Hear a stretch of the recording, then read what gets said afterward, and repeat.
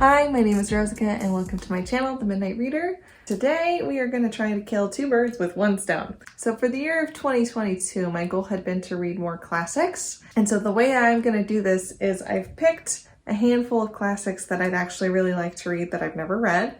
And I'm going to write them all down, fold them up kind of cutely, and then I'm going to stick them into this cup, which is a sort of creepy teacup that I got from Red Robin's. Red Robin's is a burger chain in the US, and believe it or not, they used to be fancy enough to sell teacups when I was a kid, and I have a set of 4, and I don't drink out of them very much. But I thought this would be like perfect for classics because teacups are kind of classic, don't you think? I'm gonna write down all the names on my paper, and then when I get to the cutting and folding part, I thought I would review all my reads for December. I should be able to multitask if I'm not writing. Cue the cute music and you're gonna see me writing for like a minute.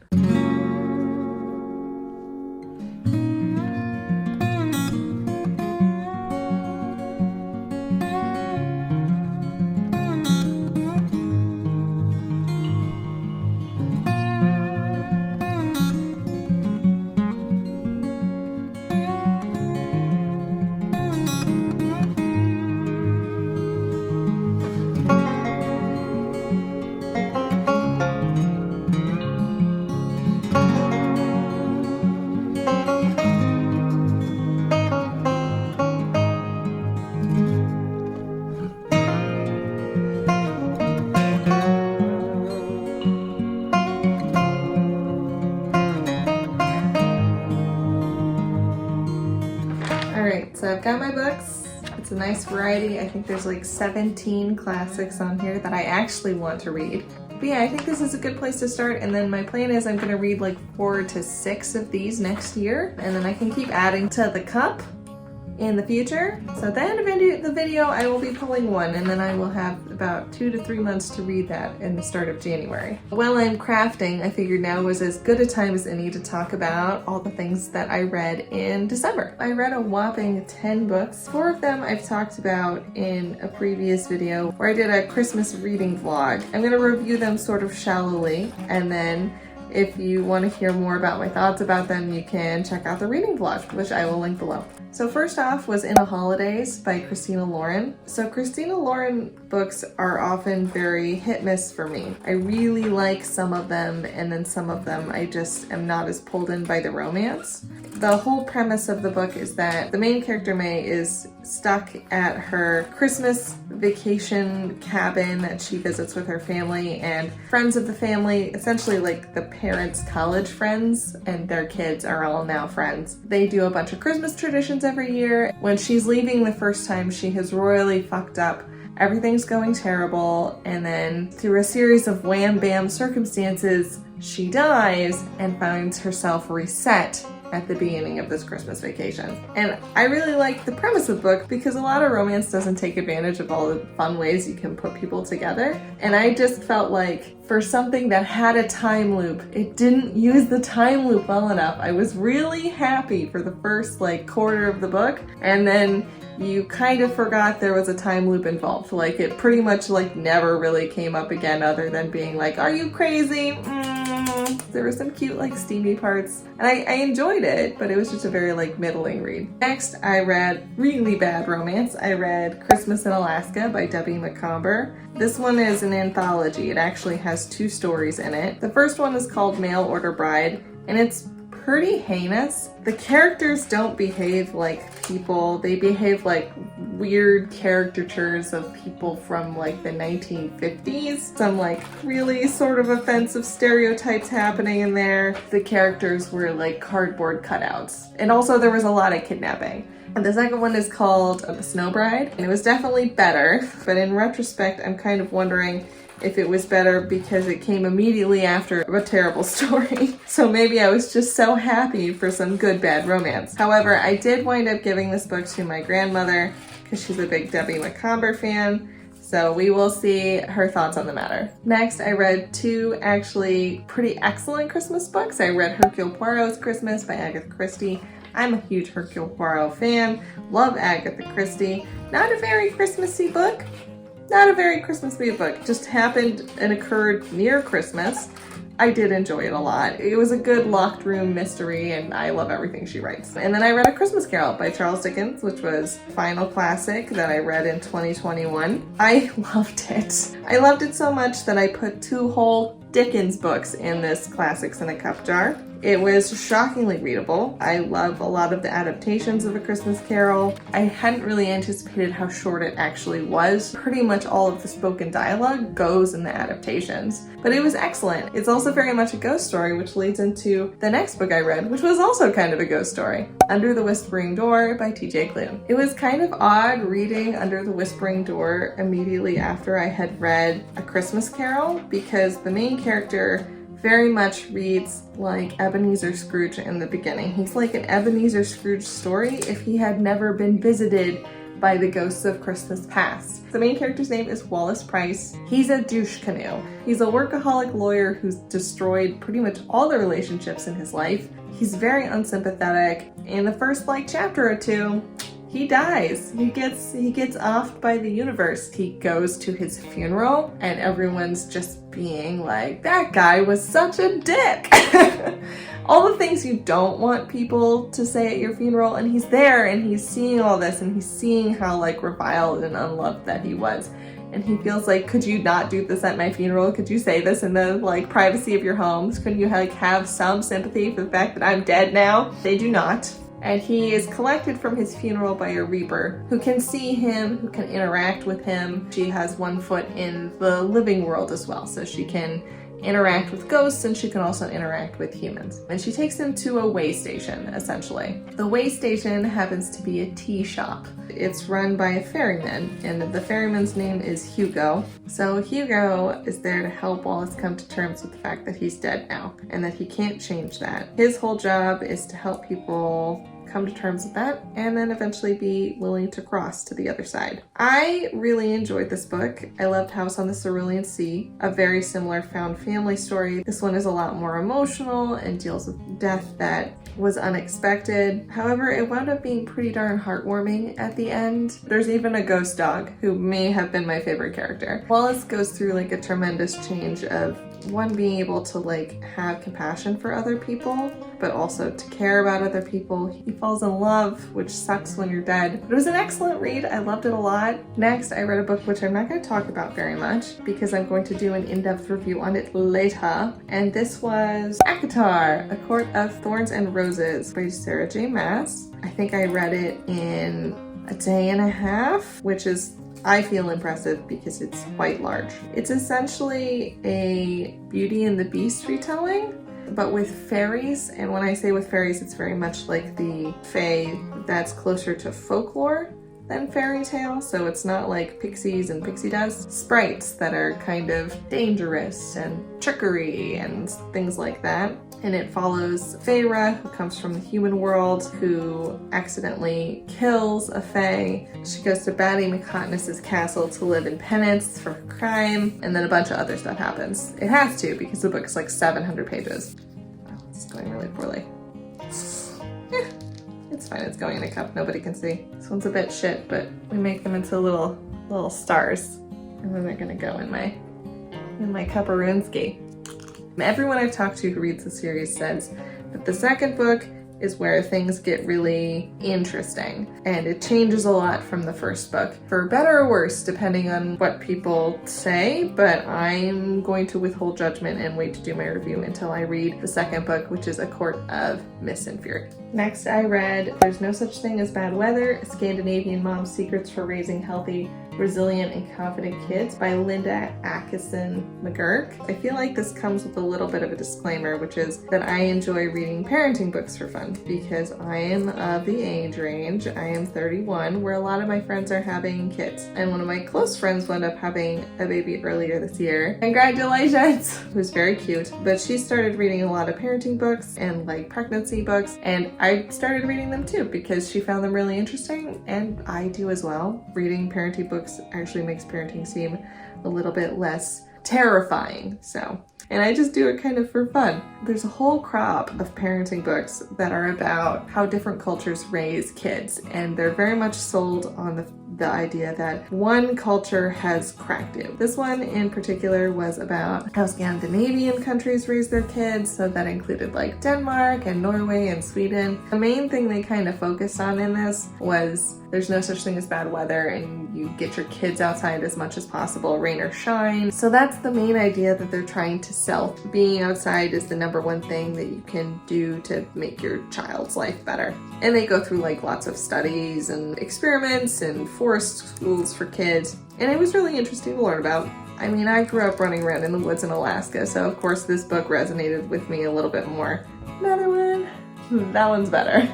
There are pieces of this which didn't read as well in the times of COVID, such as there's a whole little diatribe against hand sanitizer. Kids get more allergies because they're not playing in dirt, they're not getting exposed to enough bacteria. They kind of go on a rant against Purell, which just, it doesn't read as well in COVID times anymore. It was a pretty entertaining read. I just enjoy reading these, so I did. So next I read Unwell Women, Misdiagnosis and Myth in a Man-Made World by Elinor Cleghorn. I really wanted to love this book more than I did. I think I was just expecting this book to be something else. It's very much a history book, and I kept waiting for them to get to present day to talk about the inequality for women's health in current medicine, which is, by the way, still a thing. And she didn't really get there. It was mostly just like Victorian quackery and medieval quackery medicine, and I find that very interesting as I am someone who enjoys medieval quackery medicine. I was just kind of disappointed. Like, it didn't really dig into what I think is a very important topic, which is how women are treated by current modern day medicine and how women's pain is minimized and how we still don't fund research for women's illnesses the same way we fund research for men's. So I think I just wanted this book to be something other than it was. It was an informative historical read. There were some really interesting stories in there. I think my biggest problem with some of the historical sections, maybe this will unleash a wave of feminism on me. Please don't come for me, feminists. I am also a feminist, okay? I actually thought there wasn't enough comparison to how men were treated. If you want to talk about Victorian medical quackery on women, that's all well and good, but if you want to highlight how Victorian medical quackery pretty much exclusively made everything about your uterus and the wandering womb and all that kind of nonsense, you kind of have to juxtapose it with how similar ailments would be treated in men at the time. Sometimes highlighting an inequality is done better by contrasting it with how the medicine was practiced on other people. I think it was written during lockdown, during the first wave of COVID, and the author herself experienced like a very strange autoimmune disease, and autoimmune diseases are still very poorly understood, and they affect women far more than they affect men, which is one of the reasons why they're still poorly understood, because they've been under-researched and underfunded for a long time. I think I just wanted this book to be something other than it was. It really doesn't go into modern day very much at all, and when it does, it kind of dips a toe in and then wanders back. I enjoyed it. I just wish it had dealt more with medical inequality in the present day. Next, I read an absolute 5-star read, and that was Sadie. This is a thriller. It's so good. It's up there in one of my favorite audiobooks that I've ever gotten to read. It follows a girl named Sadie, and half the narrative is told by her, and then half the narrative is told by a true crime podcaster who's sort of following her experience. And man, was audiobook the medium for this. This was a full cast recording. Every character who talks in the book is played by a separate actor. Sadie's part is told in like the first person narrator, but the podcaster is recorded as if it was a podcast. It has intro music. You hear background noise because he would be interviewing with a tape recorder. It also has his narration on the show. It's a fantastic book to read on audiobook. We're trying to figure out what happened to Sadie.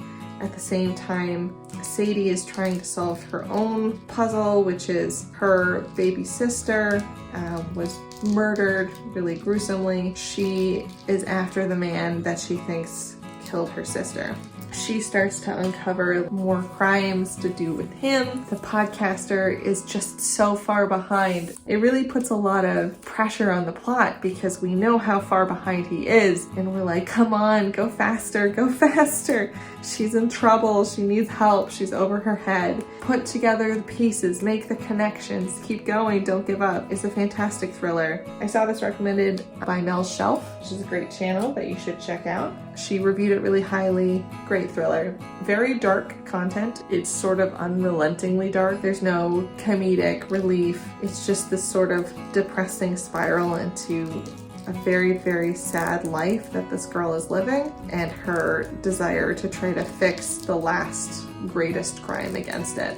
I always try to FYI people if there's trigger warnings in books. Sadie definitely has quite a few, including sexual abuse and predation. However, as I was reading it, I couldn't help but notice that most of the truly awful things that happen off page. It doesn't feel that way when you're reading it because she focuses so intensely on the aftermath of those actions. You're not like forced to read in excruciating detail about like the actions of this person that other books do, where it gets like very uncomfortable. My Dark Vanessa would be an example of a book that like the camera holds, it refuses to look away. Lastly, I read Six of Crows by Leigh Bardugo. The only Leigh Bardugo book I had read so far was Ninth House, which I didn't particularly enjoy. Sorry to all the dark academia people out there. And I hadn't read Shadow and Bone, although I had watched the TV series on Netflix, so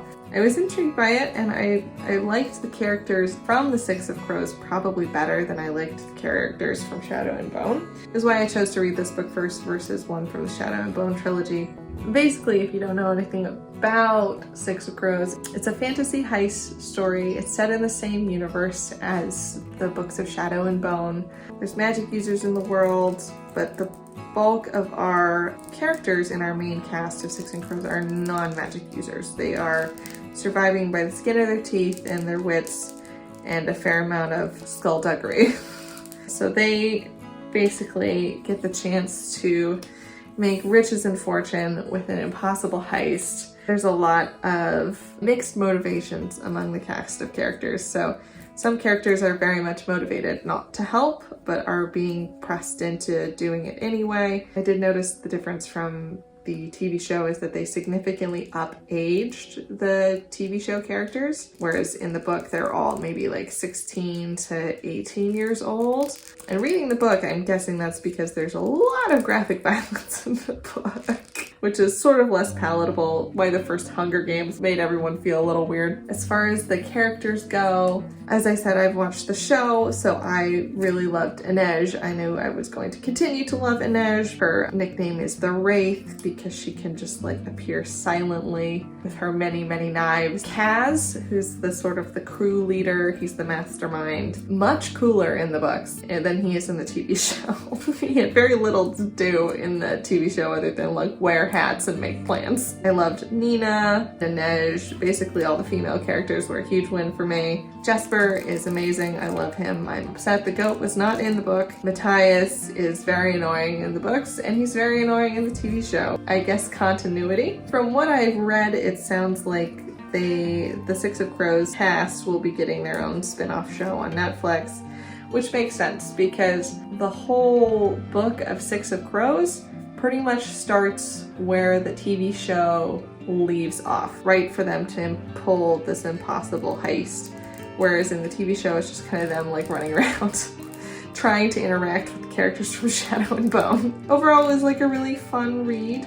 I do think Leigh Bardugo maybe suffers from the same issues that Sarah J. Maas does, which is that she needs an editor. Like, it could have been a lot tighter of a book. It didn't need to be quite as long. That said, it was a really fast read. It was super entertaining. I can see why a lot of people would enjoy this. I probably would have made this like a 5-star read if I was in high school or college. Almost there, 3 to go. Of all the books that I read in December, my top 3 in descending order would have to be Christmas Carol, Sadie, and Six of Crows. But I hope you enjoyed my little wrap up and my arts and crafts projects I hope you guys had a wonderful holidays. Got one more to go here, and then we're gonna do our little draw and see which classic is going to be mine for the first 2 to 3 months of 2022. All right, they're all in there of various star quality, and we're gonna pick one, and this will be our classic. Oh, this guy. He's a chonker. This one. And this one is... I feel like I should have seen this coming because this is one of my favorite movies of all time and I've never read the book. Got The Lord of the Rings. So I guess this is going to be my first classic of 2022. I'm going to start the Lord of the Rings trilogy. Once I read this, I will be putting the second book in the cup. I'm both very excited and super intimidated, so we will start the Lord of the Rings in 2022. As always, thanks for watching. If you like my content, please like and subscribe. There will be more videos coming your way at least once a week. Bye and happy reading.